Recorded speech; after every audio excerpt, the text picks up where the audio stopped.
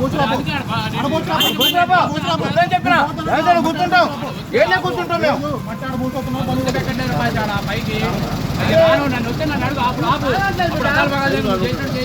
కాదంటలేదు రా నేను వద్దని చెప్పినా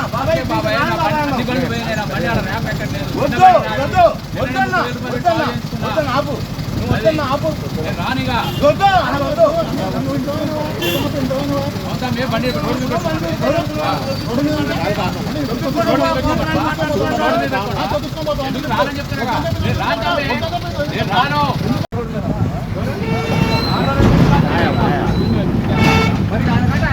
పోనీడంట చూద్దాం ఇది రోడ్డు బాగుండ్రో మరి ఏం బాగుండ్రో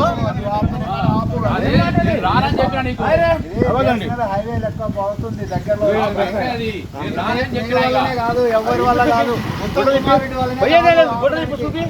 వాళ్ళు దౌర్జన్యమో కాదు రాస్తారు నువ్వు ఇందాకనే చెప్పిన ఎవరంగా చెప్పిన చూడండి చూడండి గొడ్డును కొట్టినట్టు కొడతాను అంటే వాడు అమ్మ అధికారం కొద్దాం సిల్లు పెడితే ప్రతి నాయకుడు ఇలా కొట్టుకున్న పోతురా ఎంతమంది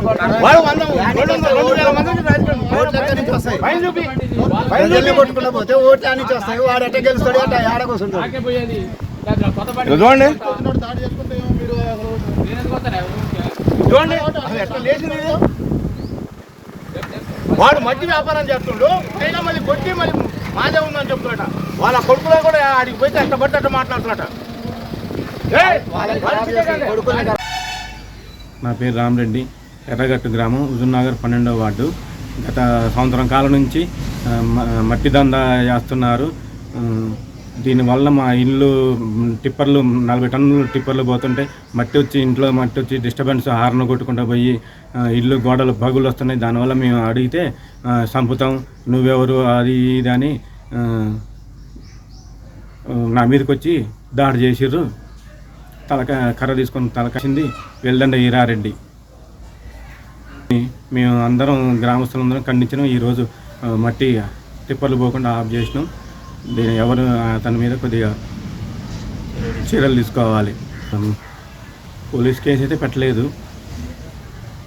ఇంకా అది జరిగింది. మా ఊళ్ళో అక్రమంగా మైనింగ్ నుంచి మట్టి దొరికొస్తుంటే మేము ఆపినాం. నిన్న రంజాన్ పండుగ బక్రీద్ పండుగ వల్ల ఆపు చేసిన పిల్లగాడు రామరెడ్డిని కొట్టారు. కొడితే ఎందుకు కొట్టినావు అని అడగడానికి పోతే నా కొడకలారా మా ఊరు నుంచి రానరా, ఎవడో మీకెవరు రా, మీ ఇంటికి పోలీసులను పెట్టి కొట్టించి మేము మట్టి దొరకపోతాం అని అంటారు సార్. ఇది మేము పొద్దున ఆఫ్ చేసినాం. ఆఫ్ చేస్తే ఎంటీ బండ్లు బొమ్మన్నారు, మళ్ళీ లోడ్ వేసుకొని వస్తుంటే ఆఫ్ చేసినామండి. ఇది మరీ దౌర్జన్యంగా ఉంది. ఏమనంటేనేమో మాకు మంత్రి గారు ఉండరు, మీరేందా మాట్లాడేది. ఈ మన ఏనుండంట వీరారెడ్డి తోడు ఆయన పేరేంది కోతి సంపత్ రెడ్డి. లేదులేనా మేము మామూలుగా నీళ్లు కొట్టుకొని పోతామండి. నీళ్లు 3 రోజుల నుంచి కొట్టట్లేదు, మొత్తం దుమ్ము ధూళి జరుగుతుంది. కిలోమీటర్ నుంచి మా ఊరు ఉందండి. ఆ మైనింగ్ కాడి నుంచి ఆ మైనింగ్ కూడా అక్రమ మైనింగే, వాళ్ళేమో పట్టాల నుంచి మైనింగ్ కాదు. ఇది జనా ఘోరంగా ఉంది సార్.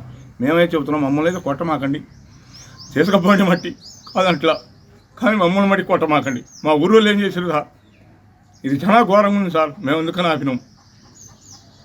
అది మేమైతే చెబుతున్నాం ప్రజలకు కానీ అధికారులకు కానీ, మేము మీ దండం పెడతామయ్యా. మా ఊళ్ళో మంచినీళ్ళు లేక మేము ఇబ్బంది పడి మేము బోరు వేసుకున్నాం. బోరును దొక్కించారు. బోరు మరీ ఘోరంగా ఇప్పుడు కనపడుతుంది. కరెంటు లేనప్పుడు బోరు మొత్తం దొక్కించుకొని పోయారు. 100 సార్లు చెప్పినాం, అయా అధికారులు చెప్పినాం, వాళ్ళు ఏం ఇది చేయట్లేదు. మాకు మంత్రి గారు ఉండరు, ఇంటికో పోలీసులను పెట్టి కొట్టిస్తారట ఆయన ఈరారెడ్డి. ఇది మటుకు మమ్మల్ని న్యాయం చేయండి సార్, మా ఊరి నుంచి పోకుండా చేయండి చాలు.